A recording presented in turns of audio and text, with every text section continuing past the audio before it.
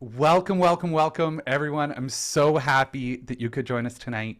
I've got a wonderful guest for us. I've got Simon Senecal, who is the manager of responsible investments at Alpha Fix Capital. Simon, thank you so much for joining me tonight. I really appreciate it. My pleasure. So we're going to have fun tonight. We've got a nice little sort of interview here. I'm going to ask Simone some questions. Really want to encourage participation in the chat. If you have questions, we're going to learn about some green bonds tonight. You know, it's a really interesting topic. Over the last, I would say almost like year or so, I've had a lot of clients quite angry with me about owning bonds. You know, bonds, the financial performance over the last few years, you know, has had people saying, Tim, why do I owe so many bonds? But in the last month or two, with all the volatility, you know, this is why we own bonds. This is exactly what the role that they play inside of our portfolio. So, you know, bonds are certainly a little bit more in vogue, I would say, after the volatility of the last little bit. And so, you know, really then the question becomes, well, okay, bonds, how do we do sustainable bonds? So this has brought up this awesome topic of green bonds. And, you know, I've got so many questions for Simon. He's been very generous with his time, so he's joining us tonight. So we're going to jump in. We're going to do a little interview and kind of do a little bit of some definitions and help you kind of wrap your heads around this concept of green bonds. From there, we are going to look at a fund together. There's the NSCB, the National Bank Sustainable Canadian Bond ETF, that is sort of one of my favorite ETFs that we're going to look at it together. And then from there, you know, just know that I'm happy to stick around. If we do go a little bit late, you know, I always do a Q&A. I'll try to keep the conversation focused on green bonds. And then what we can do is if people do have little questions, you know, at the end of the call, always happy to do a little Q&A and help everyone out. So, Simone, you know, we connected. I sort of made a post on LinkedIn about some about green bonds and doing that, and was really happy to get your insights there. But we've had the chance to connect a little bit, and really love your expertise in this specific niche field of green bonds. In terms of your career, like here you are, an expert in this. When did you first become aware of green bonds? Tim, it's been like almost, or I would say even more than 10 years. I've always worked in investment to begin with. So I've been on the asset management side, and I've been for a few years working for an asset owner.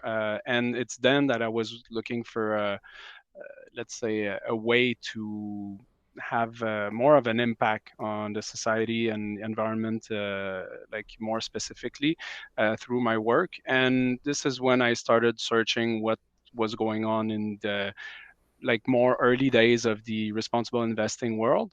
And as a guy who started his career on a bond desk in 2004, which it's been a while. So yeah, I started working on a bond desk. So I've always been working on the more of the interest rate risk side of things. So bonds naturally was like a fit for me. And when I saw that we could easily have an environmental impact through green bonds, it was an automatic love at first sight for me. Let's put it this way.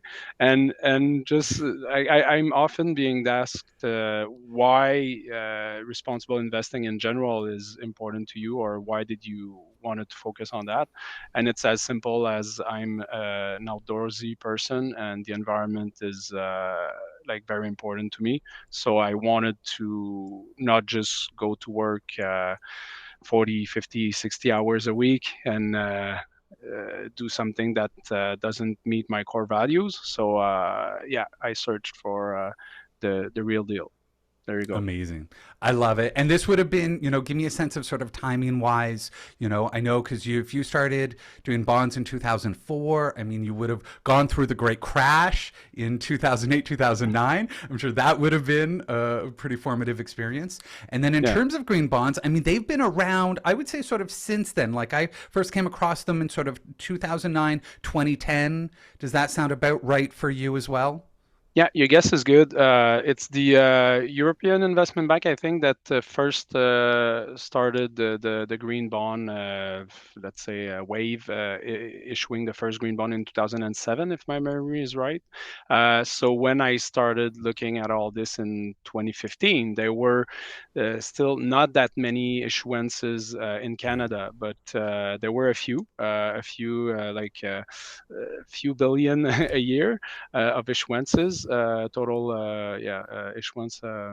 But still, it grew significantly starting in 2015, let's say, 2017, and then like we had like an exponential growth in the issuances every year.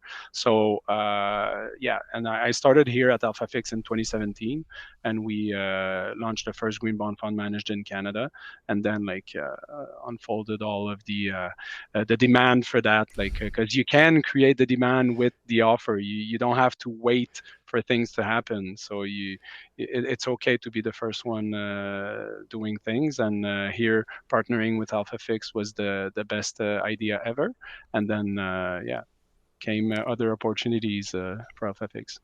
I love it, and it makes perfect sense. A little bit of housekeeping. I'll just let people know in the chat that if you go sort of in the chat where it says two colon, there's a little drop down menu. Make sure you've selected everyone.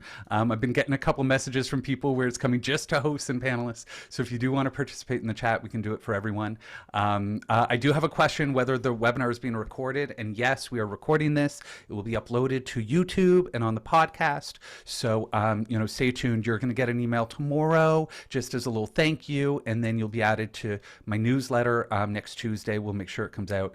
And Yancy says, totally interested. Also, toast from late last night. That last night was the election, so I was certainly up late as well, Nancy. So thank you, everyone, so much for joining us.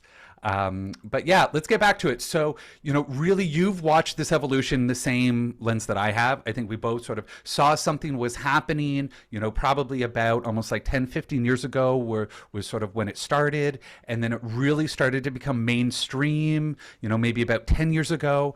There's a wonderful initiative called the Climate Bonds Initiative that really has been tracking green bonds and trying to grow this market. So, really, I guess my question is since you, and why don't we say since you sort of started at AlphaFix, because that sounds like when you really, from a career perspective, made green bonds a part of your day job. How has the ecosystem evolved since then? Like, are we talking that it's sort of doubled? Is this an order of magnitude? Like, how much bigger has it gotten? And really, like, how mainstream is it now? When I started looking at this, like, it was such a niche thing, but now, absolutely, I am seeing green bonds, to a much larger scale and to a much larger audience. Would you agree with that? Yeah, of course. And so there's many level to that question. Let's say in terms of size and in terms of magnitude of the market. So it's still just a fraction of the total bond market in Canada and worldwide. So let's put it this way: it's not, even though we can say it's mainstream, and the fact that to say it's mainstream, I would put it in a way that it is possible for a big asset manager to build a green bond portfolio, or like sustainable bond portfolio, including like social and sustainability bonds, and have the same value added or same performance financially wise than a regular bond portfolio. So this makes it mainstream-ish. Okay. Then, on let's say in terms of evolution, you mentioned the climate bonds initiative. So this is like a very strong pillar that made green bonds credible, because their taxonomy is based on science. They've put together like experts in different industries to determine what were the thresholds, or the let's say the decarbonization goals, or what criteria to meet to be, let's say, for a project to be part of tomorrow's economy or an asset.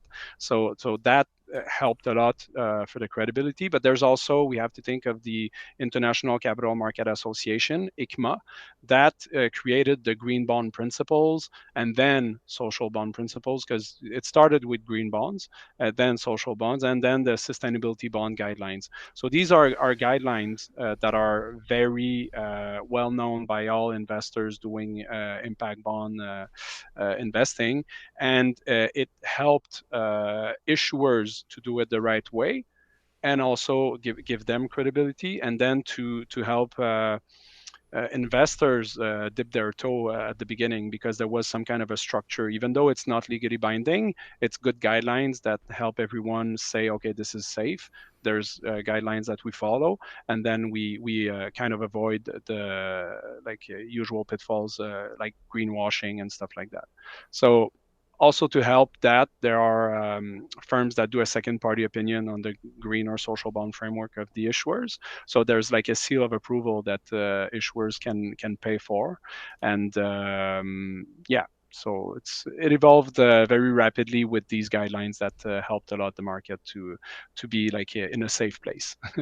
I love it. And I'm on the Climate Bonds website right now. I'll throw that in the chat and we'll put it in the show notes as well. But I'm seeing, that sort of cumulative to date, we've had about, 3.6, almost $3.7 trillion in green bonds. So that is still just a fraction of the overall bond market, to your point. When it comes to bonds and fixed income and this stuff, we do talk about trillions of dollars. Sometimes it's very right. So these are some large numbers. So just to give folks an idea, you did bring up these different types. Sort of, it started with green bonds, and we've seen sort of some evolution in terms of the language. I'd love to just go through while I've got you here. I think it's so critical for people to understand the language, that there are different types of these bonds. So I'm just kind of going to go through. I picked like 4 of them that I think there are more, but we're going to go through the first one. So you said it started with green bonds. So really, for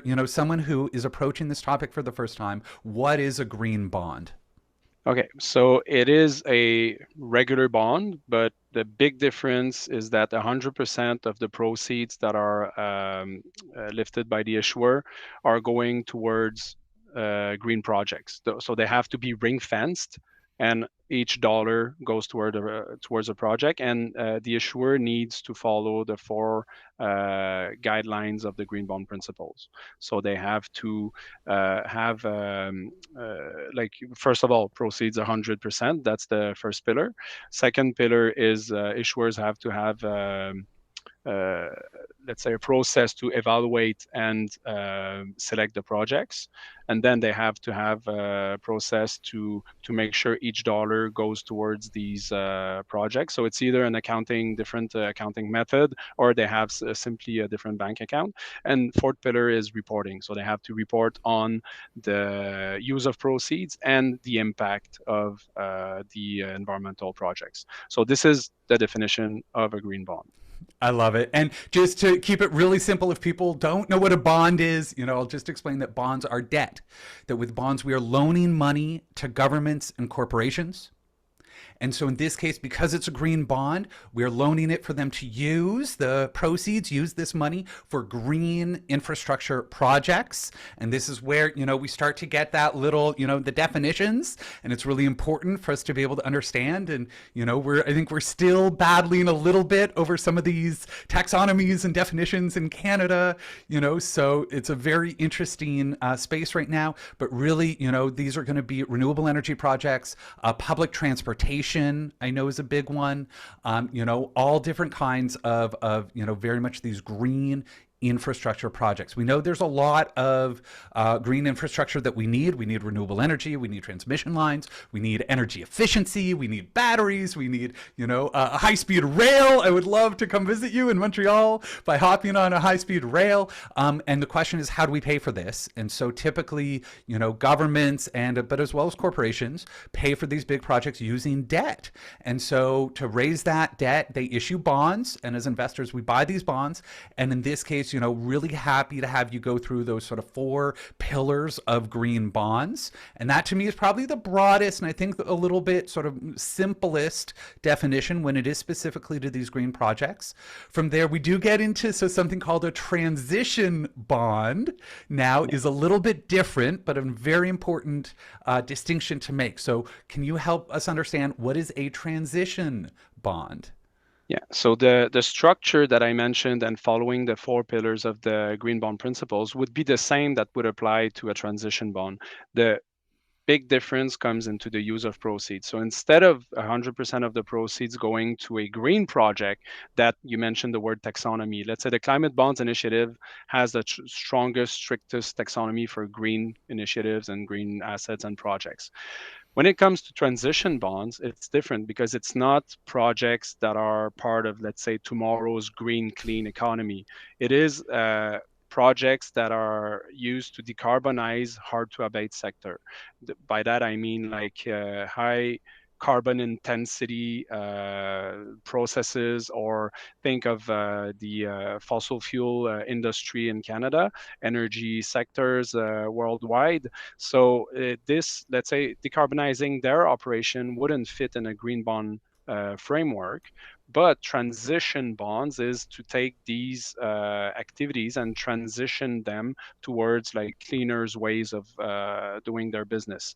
So you mentioned like the taxonomy in the Canadian context. This is a very sensitive topic because we've been waiting for this for years. And someone mentioned the elections earlier, so we're now maybe in a place where PM could have, let's say, more willingness to put in place that kind of framework in Canada, where we would have like a taxonomy is just a simple list of eligible projects to finance with sustainable bonds, let's say. So the transition taxonomy in the Canadian context would help to spur the transition bond market here, because what we lack now is guidelines for these types of bonds, and we would love to help decarbonize the energy sector out west. Yeah. Absolutely. And I mean, and other industries like steel, I know steel is a very carbon intensive process. We want them to improve their energy efficiency, right? And so those measures, absolutely, when it comes to investments in oil and gas, I mean, it is contentious right now. Technologies like carbon capture and sequestration, right? And some of these issues, and some people are saying, it's just, sort of greenwashing. Some people are saying, no, like we need this. This is actually one of the best ways to be able to decarbonize our economy. I think the tricky thing, to your point, is giving people the choice, that making it clear that a green bond is going to be a little bit more, I would say, clear cut in terms of that green side. And then a transition bond certainly will appeal to some sustainable investors. It might not appeal to others, right? So, really having that distinction, I think, is really, really, really important. And that, to your point now, the language can be a little bit muddled, that there isn't always a clear definition, that we are waiting for some rules and guidelines around this. And so, the next one that I've got is a tricky one. This is one that drives me nuts. These are called sustainability linked bonds. So, Simone, can you please explain to the fine Yeah. folks what is a sustainability linked bond? Yeah. So at a higher level, the big distinction between green transition social bonds and a sustainability linked bond is that, as I mentioned, the green bonds are use of proceeds bonds. So meaning that 100% of the proceeds go towards a specific project or projects. And the sustainability linked bond is what we call a general corporate purposes bond. So it's a different, let's say, structure, meaning that the capital that's lifted by the bond could go anywhere in the company. It could go in a bank account and sit there. It could, the company could pay a dividend, on the other hand, with that money. They could also finance more exploration of fossil fuel. So Yeah. it's anything, but what makes it like a sustainability linked bond is that they have to have a target of some sort linked to a sustainability goal target that's could be like lowering carbon emissions or meeting a certain like percentage of diversity in terms of women on the board, let's say, or so it can be social or environmental, but there's a target and it's measured by a KPI. So then what they do is that they say, so let's say the bond matures in 10 years, they could say and I'm giving you the worst example, but in 9 years we have to decarbonize by 20%. Usually that 20% is a very easy target to attain, and then if we don't meet that target in 9 years, for the remaining like 1 year, we will have a step up in the coupon, and the coupon is the interest paid by the issuer, which is the Yeah. borrower, to the investor. So they would raise the money they give to the investors for the remaining only 1 year. So this is the typical case that made the market and ourselves not really like that kind of structure, that kind of bond. And this is why there was like a little spike when it started, because people saw the sustainability word in in that kind of bond, so it made like a little buzz. But then when people like digged a little bit further and knew what it was, stopped buying them, and now issuers are stopping issuing them. So there you go. Amazing. Supply and demand at work. Yeah. Absolutely. When I started to see them come out, it was probably around 2020, 2021, where I started to see these sustainability linked bonds. I think to your point, it really is the point is the use of proceeds. Whereas, typically when we talk about green bonds, it's like, okay, my dollar is going to fund this cool green project. Whereas, to your point, these are not going, they can use it for anything, right? And that, yeah, like digging into some of these targets, it was pretty clear to me that it was more of a marketing gimmick, I'm going to say, in terms of greenwashing, that I really, for me, I was quite upset with it when I saw those. So, when we hear sustainability linked bond, it can sound like a decent idea, but really it is, I would say, a bit of a watered down offering here. Okay, so there's one last one that we're going to talk about, which is a community bond. This is, bonds that are sort of near and dear to my heart. But, I think it is important because a lot of my audience will have heard me talk about community bonds. So help us understand what is a community bond when it comes to this sort of green bond marketplace. Yeah, so community bonds are kind of the same as use of proceeds, green or social bonds in some ways, because the proceeds go towards helping the society in general, and each organization that will issue them will have their own value, their own mission, and will target people that are in needs to help with the proceeds that they will rise on the market. So the difference is that a community bond doesn't have it has to be issued by a non-for-profit organization, and given the regulation, because they're a non-for-profit, they're allowed to issue these bonds not under a prospectus, so they don't have to have like the same legally binding structure that and I'm saying this at a very high level, but they don't have the same restrictions as an issuer that issues a bond under a prospectus or the legal usual framework. Then it is usually issued at very smaller scale. So let's say and doesn't really have the credit ratings of well-known agencies that we know, like let's say S&P, Moody's, Fitch, DBRS. So these credit rating agencies usually rate AAA, AA, A, triple B the issuers. So they give a rating in terms of credit risk to the issuers.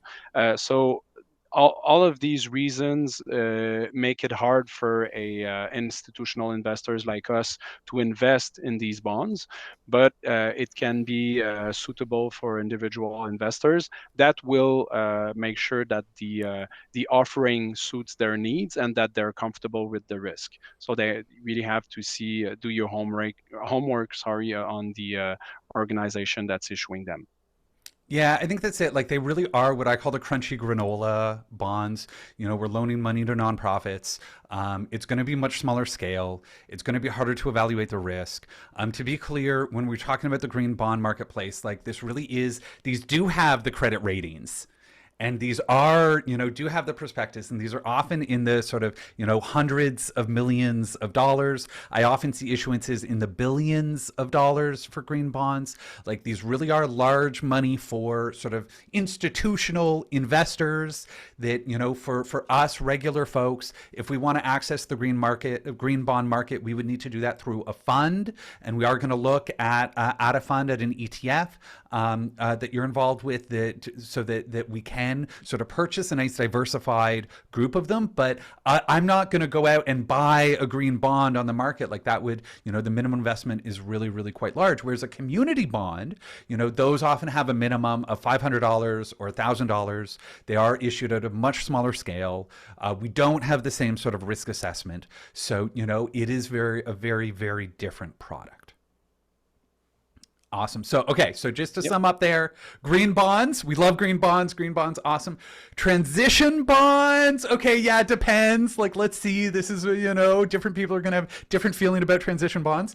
Sustainability linked bonds, I'm going to give thumbs down to. I do not like those. And then community bonds are thumbs up, but are a totally different thing and a very different segment, and, offer a sort of a different kind of impact profile. That everything we're doing here, I want to be clear that with green bonds, from a financial perspective, this is the same as traditional bonds. Like, really, we can earn the same return, we can take the same risk, we can do absolutely everything that, very similar financially to traditional bonds, but it really is sort of that use of proceeds can be more aligned with our values, which obviously is super cool. Before we look at the fund and stuff, I really just want to address a couple of these sort of greenwashing questions or concerns. These are things Yep. that, I've been paying attention to, that a lot of my more sort of, crunchy granola clients are going to come to me and they're going to say, really worried about greenwashing. The first thing is this idea you talked about, like putting a ring around the money. It does, I think there's this question where, how can I be sure that the dollar that I'm investing is the dollar that's being used? An example I often use of a green bond is the province of Ontario, where I live, did a green bond to be able to build the Eglinton Crosstown LRT. We're still waiting for it to go live, so it's a bit of a pain point for folks in Toronto. But, we need more public transit. How do we build more public transit? Green bonds are a great way of doing it. But, like, how do I know that my dollar that I'm investing in a fund that is then buying a green bond from the province of Ontario, that the government of Ontario is then building this project? How do I know that it's my dollar is actually going to that project? Like, is that reasonable?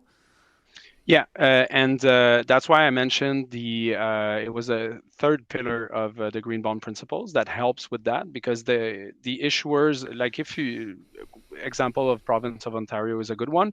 Ontario was the second issuer of green bonds in Canada after Export Development Canada, and they've done a really good job. We have the same here in province of Quebec, and we can get on the REM, which is the the light rail here, but there are some sections that we're still waiting for. So we're in the same boat. Oh, we're in the same train. Sorry. So. But it's like, yeah, so to make sure that the dollars go into these projects, like that's why you have the third pillar. So you can Google green bond project, province of Ontario or Quebec or wherever you are in Canada. I saw some people in Vancouver. TransLink does the same. So they will have explain their process of using the proceeds for the projects, and some of the issuers will have this process audited. So they will have like one of the big four, let's say, auditing accounting firms that will do like just like as they say with the financial statements, and they will go check and make sure it's well done and the dollars went there. But you don't really need this, because think about it: big issuers like this, a province, a big issuer that issues a $1 billion bond on the market. Think of the reputational risk if they don't do as they say. And this Right. is the exact definition of greenwashing. It's saying you're doing something, but you're doing something slightly different. So this is why, like, we need the clear taxonomies, we need clear definitions. That's the problem with transition, because your definition of transition could be different than mine. A definition of green is clear, but also a definition of $1 that goes there. Like, you have to have a process. It's clearly shared online publicly, and you have to do reporting. As long as the issuers don't allocate 100% of the proceeds for each bond, they have to do reporting on the use of proceeds and the environmental impact. So everything is online. All issuers in Canada are doing a great job on that front, and Ontario was one of the first leaders to do this. I love it. Gail says, any plans for a via rail high speed rail bond? This is, we're going to talk, we can talk politics towards the end. We've got a couple of ideas for our new prime minister, but I would Yeah, love that. that Like, could be great. imagine if I could invest in in high speed rail here. This is exactly why I wanted to do this topic, because it's so clear that we need all of this wonderful investment, and that it's all funded through debt. So you can see why I'm so excited about green bonds, and let's get this right and let's grow this thing. Nancy says, wondered the same thing. Susan says, green bonds for affordable housing. So I think you're starting to see the same possibilities that I am, and I think that Simon as well. In terms of the potential for this sector. There is sort of one other criticism that I do want to touch on. Maria, I can see your question. A typical return on a green bond. We can sort of talk about that in a little bit, but I do want to just touch on this sort of second big criticism that I get, which is this idea of additionality. This is this idea, when it comes to impact, obviously, so many of us are sustainable investors. We want to have an impact with our money. That's why we're doing this. There is this little bit of a question, like, I'll use that example for Ontario, is that, okay, they did this green bond to fund this public transit system, but wouldn't they have built that public transit system anyway? Like, by issuing a green bond, and then by me, buying a green bond, are we sort of like adding to the bucket, or are these projects that just would have happened anyway? Like, give me a sense for the real sort of like impact when it comes to the green bond marketplace. So I'll just start by criticizing the criticism that is lack of additionality, because from my point of view, this is true for any kind of like impact investing. The only time you have real additionality is if a financing happens that wouldn't happen otherwise. And this only happens if someone is willing to invest under market returns. So they're willing to leave money on the table, as we say. Sometimes, oh, you do impact investing, we won't have the same returns. Well, this is only true if you decide to invest in a project that will yield less. So then it's because you said that, okay, there's no investor in the room or no investor across Canada that want to fund that project, but I will do it. And I don't say I as an alpha fix. I'm just giving an example because we have to to invest according to investment policies of our clients. But what I say is, Yeah. so that's the only time. So then, like any kind of impact investing in, how do you say, the share when you buy The share community stocks? Yeah, bonds. Yeah. Or in the sorry, stock stocks market. or bonds or any public market. So it would Right. mean that, okay, impact investing, forget about it. So then it's like, okay, can we meet in the middle? Like I think that the concept of impact is simply to say this project compared to if it doesn't happen. Then you have, like, let's say public transit. You take simply what's the rate of people, what's the percentage of people that would have to drive their car if public transit doesn't exist. So in a big city, people will be able to walk or ride their bike, but otherwise they take their car. So the percentage of people that get out of the bus or the train to get their car, then you get more carbon emissions. There you have your impact. So then, yes, it would be financed anyways. But as an investor, don't you want to kind of engage indirectly with issuers, telling them your preferences? So let's say an issuer that does issue green and regular bonds, but most investors only buy their green bonds. What Yeah. message does it send to issuers? Well, we want more of that kind of project. So I think this is a very powerful tool to show your preferences to corporate and provincial or federal or municipality issuers. And then we can together build a better future. It really is voting with our dollars. right? Like Nancy says, does it matter? Like we get to investing in something that is good, right? Like to me, it's like, who cares about the additionality? If we're earning the same rate of return as we would have otherwise, right? And we'll talk about risk in a moment as well. But if we're taking the same risk and earning the same return as we would otherwise, but we're now investing in these green bonds and these green projects, then that to me is like absolutely bonus icing on the cake.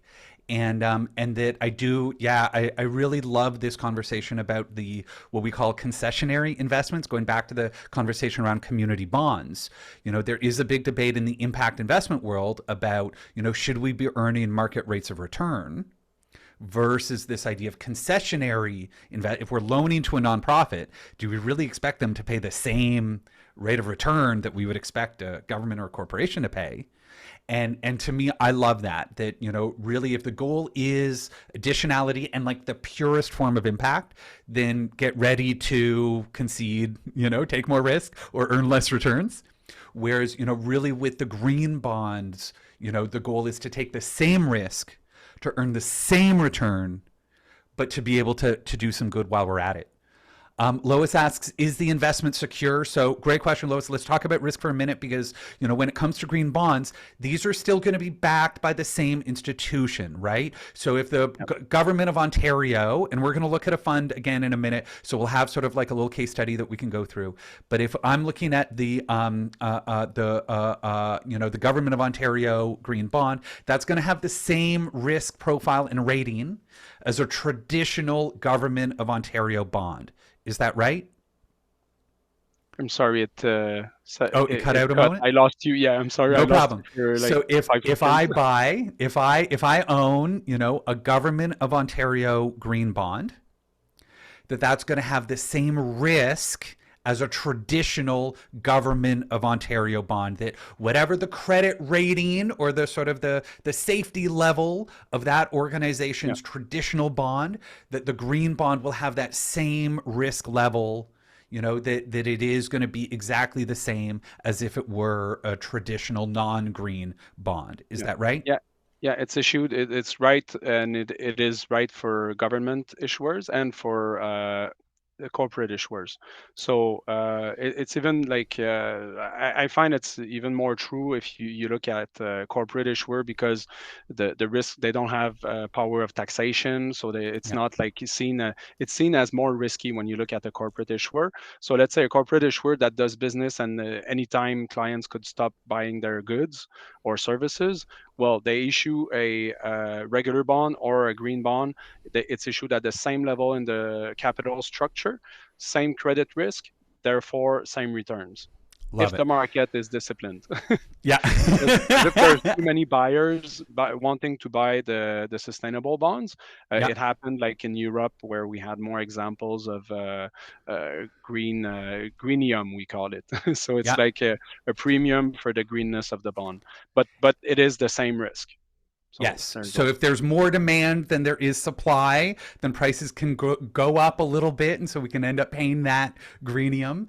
But generally speaking, it is very, the risk level is going to be the same. So again, with bonds, there always is risk, right? Like even with the government of Ontario, there's a chance that the government of Ontario could default. It's a very low, they've got a very good credit rating, but there's always a risk. There's going to be risk in terms of things like duration. So whether it's short term, medium term, long term, right? Like these are normal risks within the bond market. These things absolutely apply to the green bond market as well. But I think the point we're trying to make is that the risk is very much the same as a traditional bond. Yeah. Aditi says, see Housing Forever in Ottawa, new issue coming up this fall.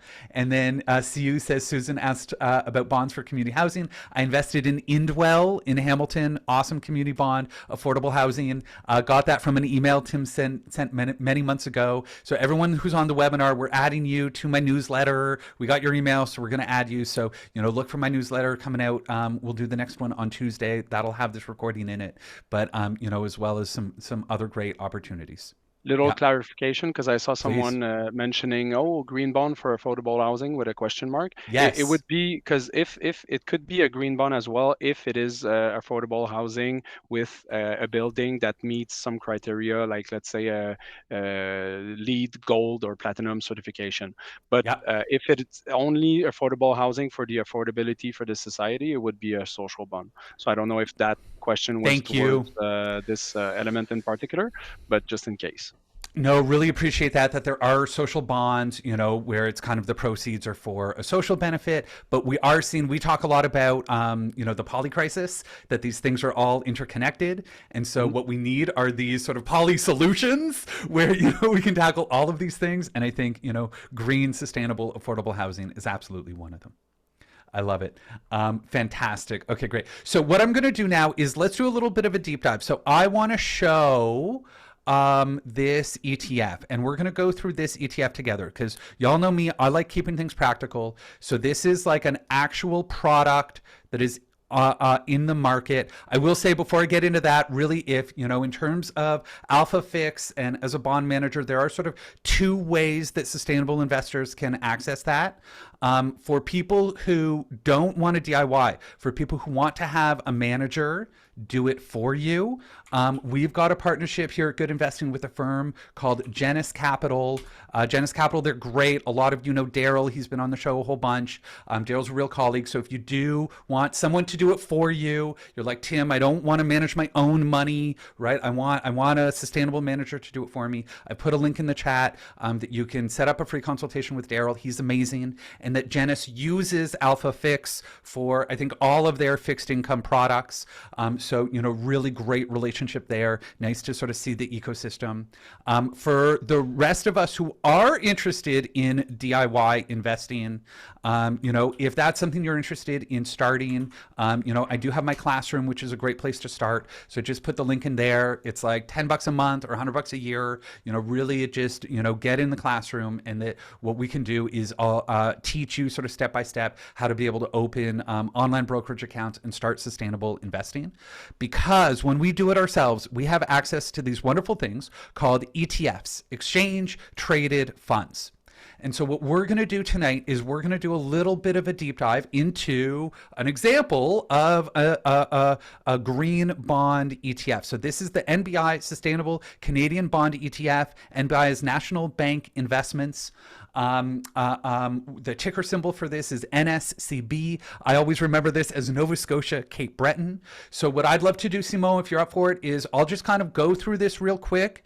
I'll talk how the way I normally would, like, show this to someone or kind of do the education, a little bit of a case study here. And I would just really invite you to interrupt me and sort of peep up, if you've got something to say, would love your insights on this. If people have questions in the chat, why don't I zoom in a little bit?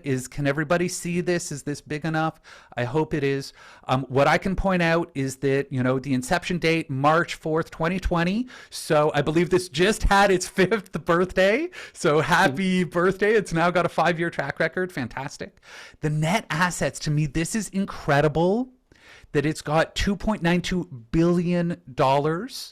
To my knowledge, this is the largest or sort of the most popular or the biggest asset sustainable ETF in Canada. So this is really incredible. Yeah, go ahead, Simon.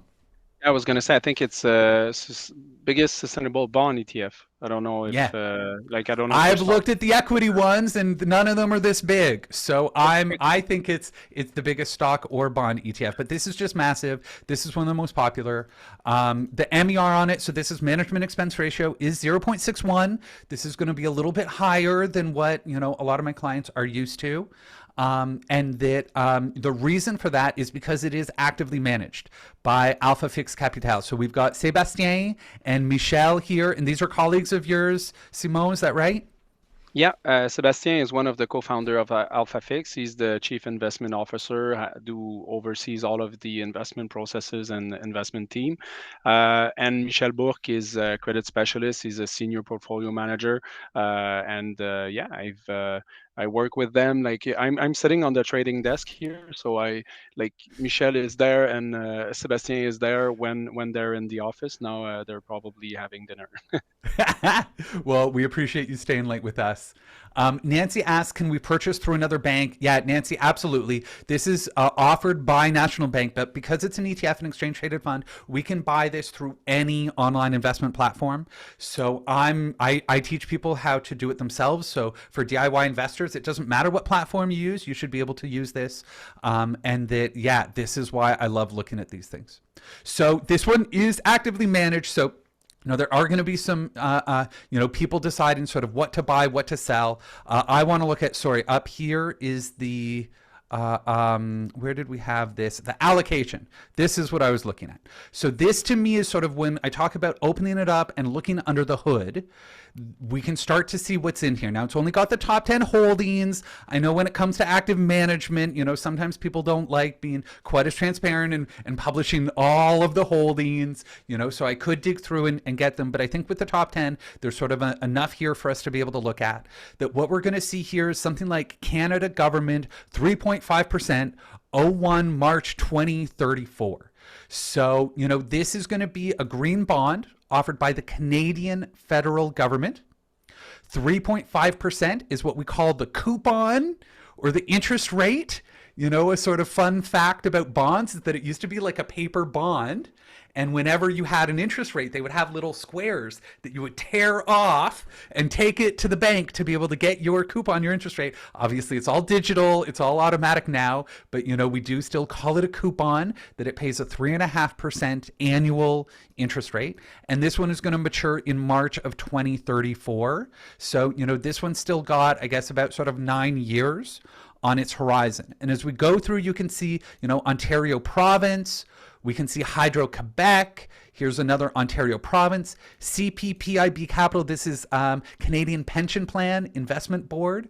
So, they've got the Canadian Pension Plan has done a green bond.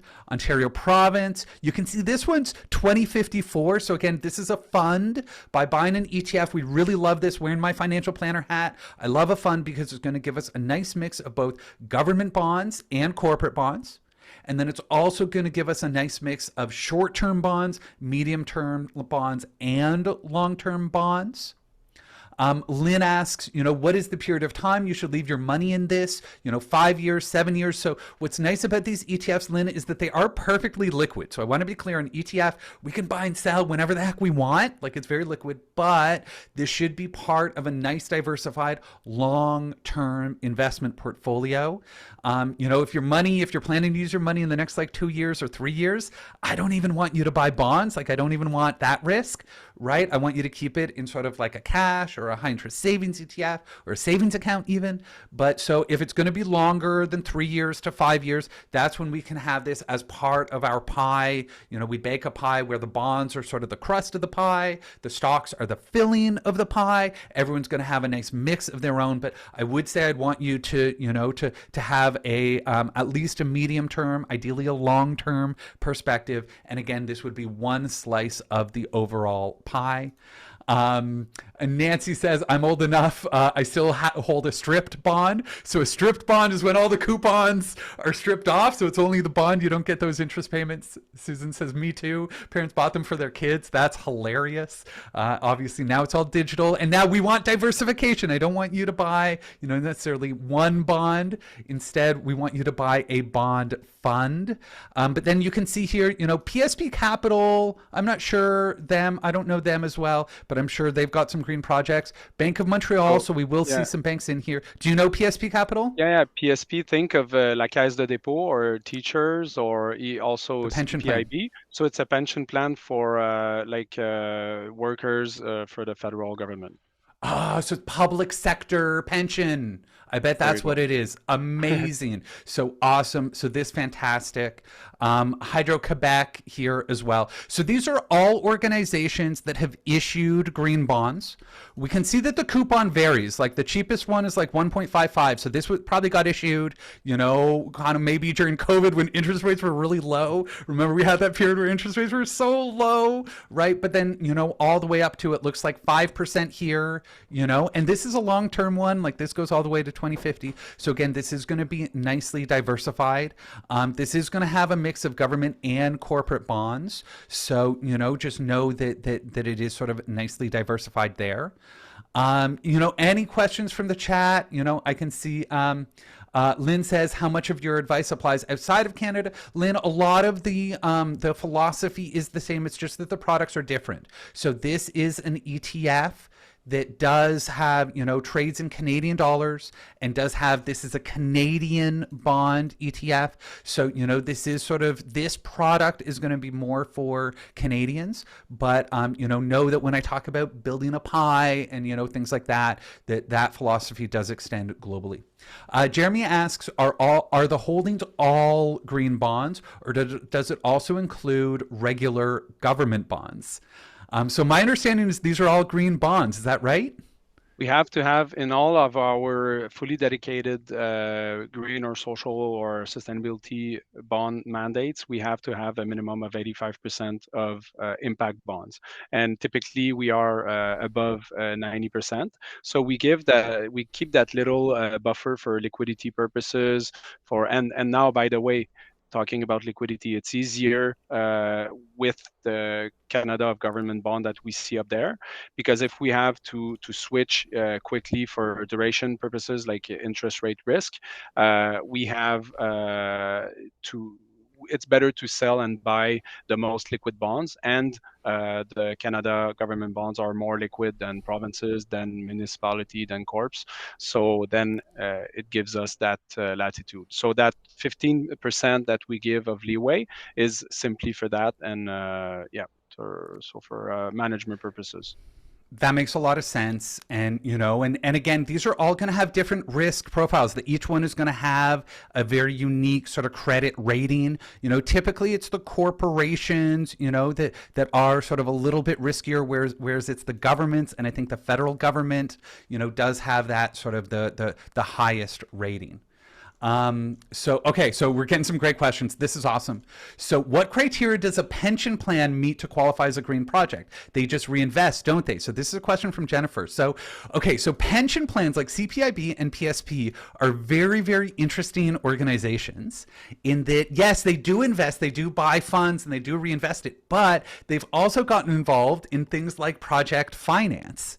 So, Simon, I don't know if you have any sort of details for us about CPIB or PSP. We could look, they would have to do the disclosures and we could look at the reports to see what they're doing. But my understanding is that this would likely go towards their project finance divisions to be able to build out green infrastructure. Does that make sense?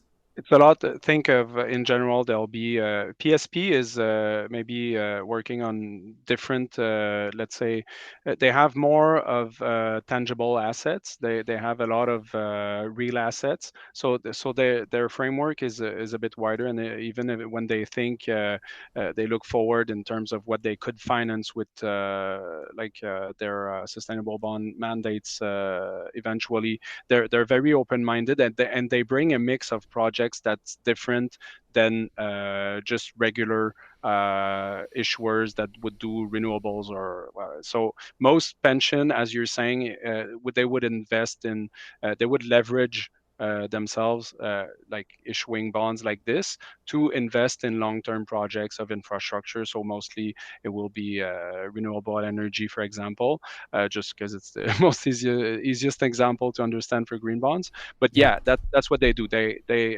leverage, they get leverage, they invest in long-term infrastructure, and that way they can get better returns for the pensions.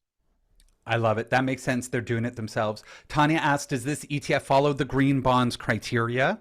And so I think, yeah, like my understanding is that this is specifically for that. And even though we don't have a taxonomy yet, and we are waiting for that, I think that my understanding, Simone, is that you do kind of adhere to sort of the highest global standards while we Yeah. are sort of waiting around for those made in Canada ones. Is that right? And just to be clear, the taxonomy that the Climate Bonds Initiative published like years ago is the most strict and well-known taxonomy out there. Canada wouldn't make any taxonomy that would be better than this on the green aspect of things. Yeah. What's missing is the transition aspect. And then again, I wouldn't call it transition. It's just decarbonizing hard to Yeah. abate sectors. But yeah, that's what's missing in terms of transition bonds, and that's why we don't have a transition bond market like we have green bonds out there. Love it. We do have a question here from David. You mentioned keeping them for 5 years as an example, but one of the things that you're looking for with these is dividends. So in this case, because it's bonds, David, it's actually not dividends. This is going to pay an interest payment. So when it comes to bonds, we earn interest. And I'm not sure whether this one pays out quarterly or monthly. Some bond funds do pay out monthly. I have a feeling this one might be quarterly, but I'm looking for the yield here. I might have to look. I wonder if it's going to be in the fund facts document. Sometimes we I do have that. I, No. I can tell you I have this in my You can tell me system. the yield? Perfect. Yeah, If you so can at tell us which what the date? yield is. So I can tell you as of today, just a Oh, second. I The love system is that. Up to thinking. date data. Yeah, so the yield of the portfolio is as today 3.78%, and Perfect. compared to the benchmark 3.5. Three, perfect. So the benchmark, and this is where, really this fund has done, almost identical as the benchmark. My understanding is that we're using the FTSE, the FTSE Universe Index, which is the very standard bond benchmark, that this has earned almost identical returns as that benchmark, maybe even a little bit higher. The yield on the benchmark, you said, was what? 3 point. So it was, sorry, I have to go back there. But also this is only the yield to maturity. So all else Yes. equal. But if you like, we have deviations compared to the market. So if spreads widen or narrows, or if the yields are going up or down the yield curve in Canada, then it would create Yes. a So these tracking are error. real. These are real time. We Maturity. get that. Yeah. Yeah. So it's 3.5 compared to 3.78. So that means Amazing. that we have like we have like a risk profile that's a bit higher than the benchmark, given we will have a bit more corporate bonds than the benchmark, and a bit more will be a bit more exposed to provincial bonds as well. Perfect. So this is where, it really is that risk return. Perfect. So we're going to earn that yield. That's going to be an annual number. And again, this will fluctuate with interest rates and, with everything going on right now. But right now, about sort of the 3.5 to 3.75, that's what we can sort of expect to earn from there.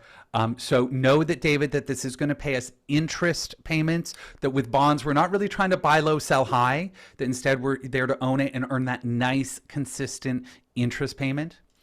Elizabeth asked Tim, did I understand you say that ETFs are available only to DIY investors? No, that's not true. ETFs are available, so a lot of advisors can buy them. But it's the type of thing where this is, when it comes to DIY investors, often we do use ETFs. So it's a product that a lot of different advisors can use. But absolutely DIY investors love our ETFs. I'm getting lots of questions here, so we're going to keep going. I recognize we're at the hour. Simone, can I keep you a little bit longer? Are you okay with that? Yeah, no worries. I love it. This is super cool. I love all the engagement. So Cheryl asks, isn't this a sustainability bond fund, not a green bond fund? So maybe this is where we can get a little bit of clarity on the name of the fund, versus sort of the approach that you are using. Yeah, so there are green, social, and sustainability bonds. The two first are pretty straightforward. Green goes to environmental projects, social goes to social projects, and sustainability bonds can finance either green or social or both at the same time. And what we call all of these labels are is sustainable bonds. So being a sustainable Canadian bond ETF, it means that it can invest in green, social, and sustainability bond. So to give you an idea, if I go back to the portfolio here, I'll give you an example of a green, a social, and a sustainable bond, a sustainability bond, sorry. So like we mentioned PSP earlier, which is a pension, and they have green bonds. We have, for example, the Ontario School Board, which is for us a social pure play bond, because the Ontario School Wow. Board is for education and all that. Then there's University of Ottawa, that's a sustainability bond. So it finances, we mentioned earlier affordable housing, but if it's a LEED building, then it's both. Well, this is like for education hub, like research hub for University of Ottawa. I'm mixing up with Concordia, but it's the same. So it goes to a building that's tied to a university, and that's also meeting environmental certifications. So this is a sustainability bond. So we have the three different labels that are under the umbrella of sustainable bonds. I love that. That's super cool. So what I'm hearing is like sustainable is sort of like the headline title. Under that, Yeah. we've got green, we've got social, and that we do have sustainable bonds, which would be sort of a mix of the two. Is that right? The trick here is they're sustainability bonds, the trick of the two, and they're Perfect. all sustainable bonds. Yeah, it's like And these are not sustainability linked bonds, if I there you have that go, correct. there you go. Yeah, We're uh, learning. This is where sorry, the we know language. we call it the part of the ESG alphabet soup. This is it. So you can see why we need a taxonomy. You can see sort of my role in helping people, in clarifying these and understanding them. Lynn asks, how is the nonsense south of the border affecting green bonds here? Hmm.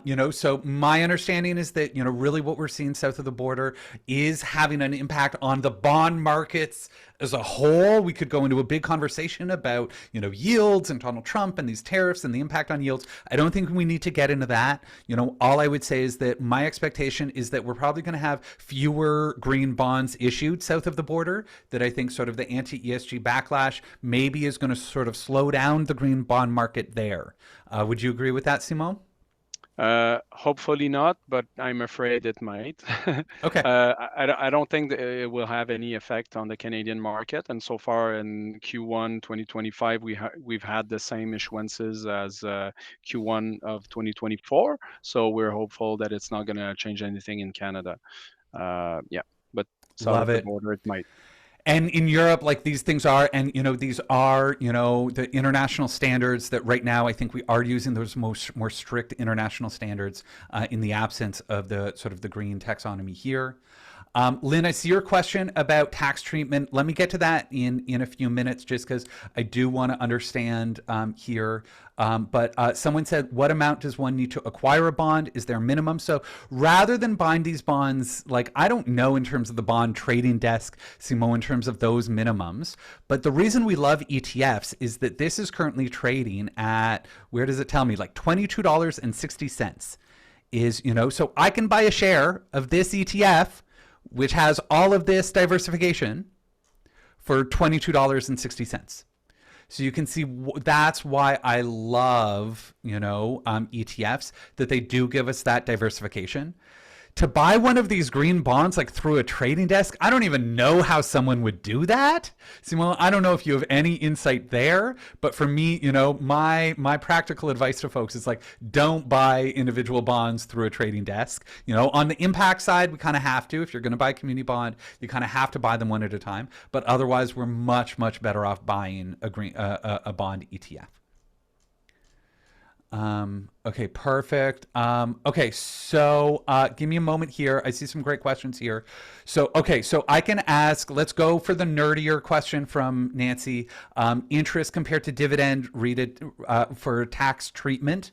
So I'll give the quick, this is a little bit of a rabbit hole, but it's understanding that when stocks pay us dividends, those are going to be taxed at a more favorable rate, that we have a dividend tax rate for those. There's even like a Canadian dividend tax credit. So if it's a dividend from a Canadian corporation, the tax treatment there is better. Whereas interest bonds are always going to pay us interest that's taxed at your full marginal rate. So interest income or the interest payments will be taxed at a high rate. If you have tax shelters, things like an RSP or a TFSA, for our American friends, if it's in a Roth IRA or a 401k, those are tax shelters. You don't have to worry about any of this. It's just for those of us who, are able to, max out all of those tax shelters where we do pay taxes. It is, taxed at that highest rate.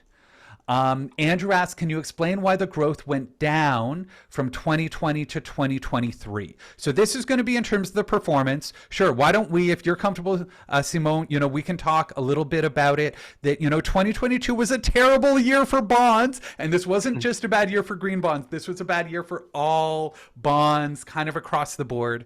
We can see that it did sort of bounce back up in 2023. And, we've had some fine performance sort of since then. But can you help us understand sort of the I would say, I've heard bond traders call it like a 1 in 50 year event. Like, it's very rare to see bonds fall by this much. Can you explain sort of what happened there? So just at a high level, it's a combination. You mentioned the coupon earlier, so that's like the return you get. That's a fixed coupon, so it's fixed return, and this is combined to fluctuation of interest rates. And then I mentioned earlier credit risk. So when there's credit risk, your rate is all in is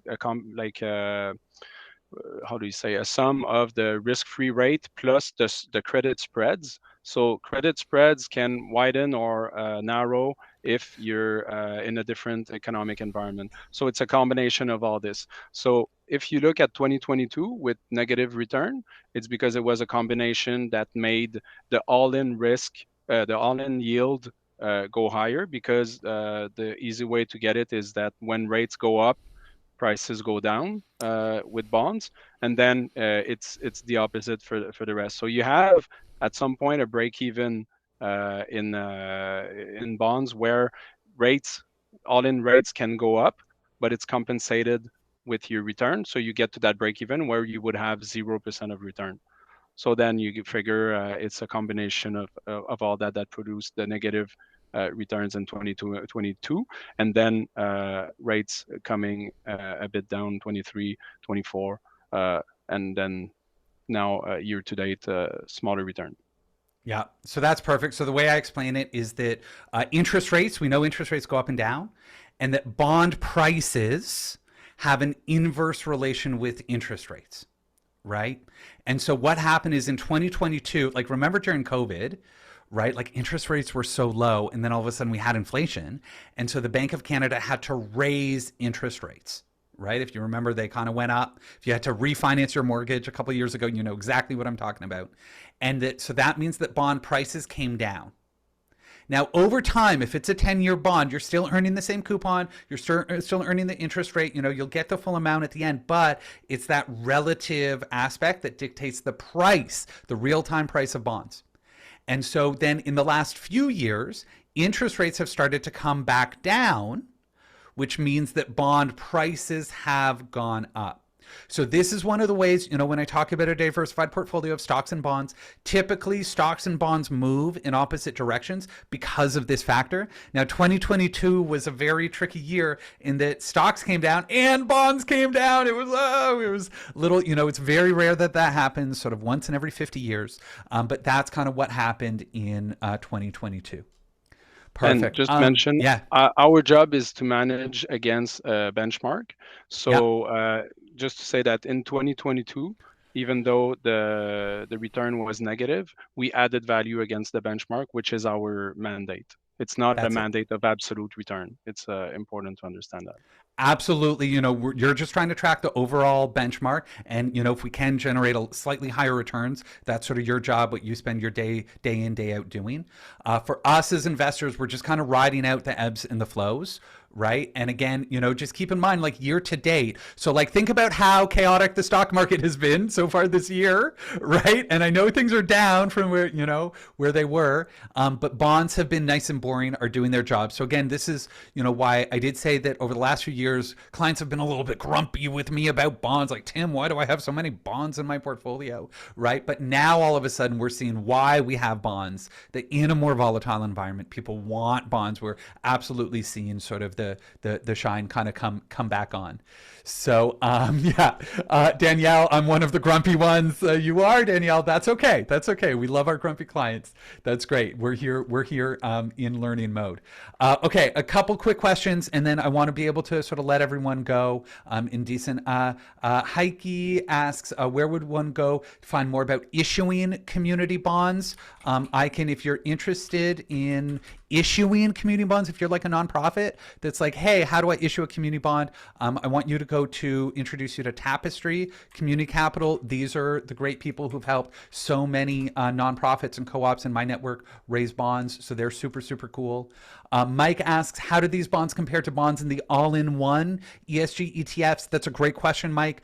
That when it comes to those all-in-one ETFs, those are going to be what I call doing less evil. So those are going to be, using sort of these filters and screens to get rid of the worst of the worst. Whereas this fits in a little bit more to what I would call the doing more good side of our bond portfolio, where, really we're going out of our way to invest in green bonds. So kind of one of the downsides of those all-in-one ETFs is that they are sort of cookie cutter and that they are kind of like, sort of doing less evil. Whereas, this is going to be an excuse to color outside the lines a little bit, that if we did want to break up our stocks and our bonds into separate ETFs for sort of different slices, we could kind of build our own pie, that this would be very, very, a nice reason for us to be able to build our own pie. Karen says, thanks for this presentation. I feel like I know a lot more about green bonds. Yes, Karen, thank you so much for joining.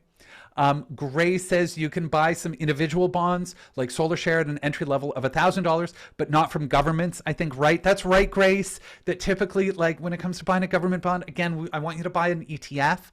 I would love for the government to issue something like a victory bond, or, back in the day, used to be able to buy, like a war bond or something like that. I would love it if they did, something like $1,000 green bond, or a, high-speed rail bond, or an affordable housing bond. That would be super cool. But for now, if we're going to buy bonds from impact investments, we'll do it individually. We can do it for $1,000. But if we're going to buy these more sort of like institutional bonds, I would suggest doing it through a fund.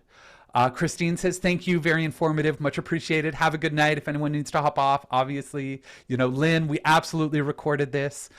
Lynn does have a bit of a nerdy question here. Do ISO standards on green bonds offer any value to either of you? Do you follow ISO at all, Simo?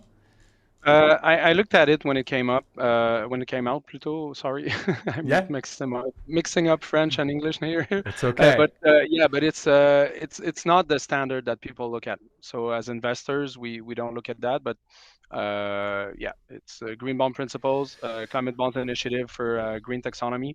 You can use the Sustainable Development Goals if you want to help you understand what suits your values in terms of the social side. But these are the frameworks that exist and that are the mostly used. Yeah.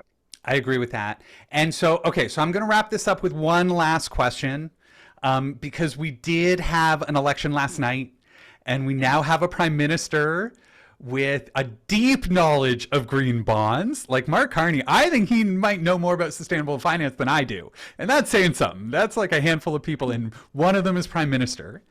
What advice, if you could give Mark Carney some marching orders for his, honeymoon period here, and we could actually like get a few things done in government, what advice would you give Mark Carney to make Canada a global leader in green bonds? Yeah, I like how you ask that question, because I don't have to do politics, but still I do agree that Carney is in a better position than others to be more helpful in terms of climate policies, but also I want regulation around sustainable finance. Hopefully we'll see that taxonomy, but also what about making mandatory issuers to disclose ESG risks to help us investors assess these risks, and also sustainable funds, more clarity around that, fiduciary duty for managers, investors in general, pensions, so more clarity on sustainable finance in general. and standardization and make it mandatory for people to do stuff. I love it. That's clear. That's simple. I'm going to throw my 2 cents. If people have suggestions in the chat, throw them in. Lynn says, stop funding fossil fuels, drive more interest in the TCFD, Task Force on Climate Related Financial Disclosure. Danielle says, more green projects. Nancy says, I'd like to invest in the clean energy corridors. So I'm super, this would be my dream, is can we please have like a suite of government bonds that for $1,000 a pop, I can go to the local post office and buy a government bond. And I want a green bond, I want a renewable energy bond, I want a high-speed rail bond, I want an affordable housing bond. Hey, if they're going to build a pipeline, I'm not a huge fan of that. Let's let them invest in, let's let Alberta invest in buying pipeline bonds if they want to pay for it. But to me, this idea, if we could kind of put our money where our values are, I would be so up for that I think that to me it was great having the election, but democracy to me is kind of an around the year thing. So if I can be able to vote with my dollars and invest in these bonds, I would absolutely love that. I can see some folks agree with me, like Christy and Sarah are on board with this. I think a high speed rail bond would be very popular. Ray says Carney's wife has also worked in social justice for years. So, I think we've got reason to be a little bit optimistic here as sustainable investors. Let's see where it's going to take us. To me, this is a really exciting time. This is a really exciting segment of the sustainable economy. So Simon, I want to say thank you so much. That Simon is manager responsible investments at Alpha Fix Capital. Folks, I've got my next webinar I've got lined up for May 27th. This is going to be the last one before I have a baby and go on pat leave. So we're going to do one more live show.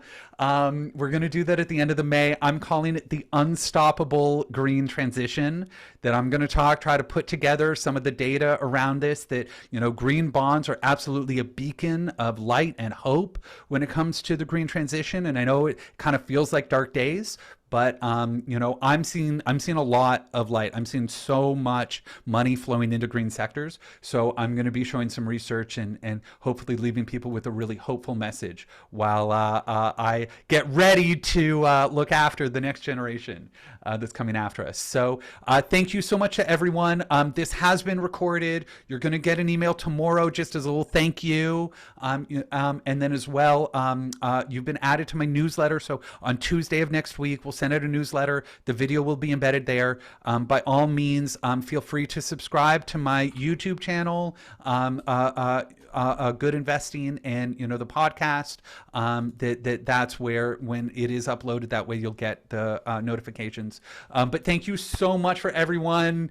So inspired, Nancy, me as well. Monica says thanks to you both. Leslie says very exciting, Tim. Congratulations and enjoy pat leave. Tanya as well wishes me a congratulation. Very grateful. Happy to have some time off. Merci mille fois from Lynn. So really appreciate, Simon, your knowledge and work here. Thank you everyone for participating and spending your Tuesday evening with us. Have a great night. And all the best. Thanks for the invitation. Merci beaucoup, Simon. À bientôt. Yes, sir. Ciao. Bye-bye.